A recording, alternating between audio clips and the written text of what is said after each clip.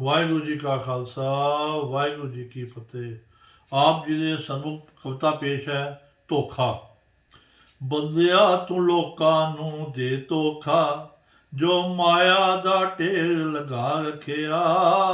ਇਸ ਮਾਇਆ ਨੇ ਕੀ ਸੁਖ ਦੇਣਾ ਸੀ, ਤੈਨੂੰ ਹੋਰ ਚਿੰਤਾ ਵਿੱਚ ਪਾ ਛੱਡਿਆ। ਬੰਦਿਆ ਤੂੰ ਲੋਕਾਂ ਨੂੰ ਦੇ ਧੋਖਾ, ਜੋ ਮਾਇਆ ਦਾ ਢੇਰ ਲਗਾ ਰੱਖਿਆ।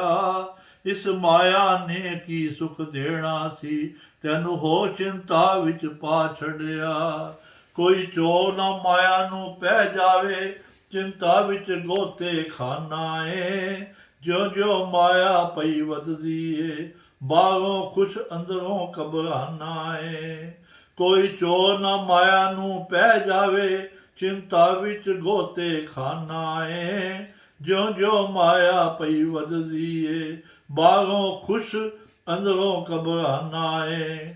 ਨਾ ਦਾਨ ਕਿਸੇ ਨੂੰ ਦੇਣਾ ਏ, ਨਾ ਨਾਲ ਤੇਰੇ ਤਨ ਜਾਣਾ ਏ। ਜੋ ਧੋਖਾ ਦੇ ਤਨ ਇਕੱਠਾ ਕੀਤਾ, ਤੈਨੂੰ ਉਸਨੇ ਬੜਾ ਰਵਾਨਾ ਏ।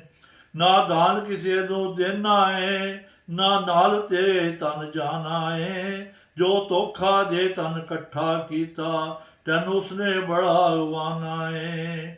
ਅੱਜ ਵੇਲਾ ਬੰਦਿਆ ਹੱਥ ਤੇਰੇ, ਇਹ ਮਾਇਆ ਲੇਖੇ ਲਾ ਸਕਦਾ। ਮਾਇਆ ਕਾਰਨ ਕਈ ਭੋਗਣ ਦੁੱਖ, ਤੂੰ ਕੰਮ ਉਹਨਾਂ ਦੇ ਆ ਸਕਦਾ।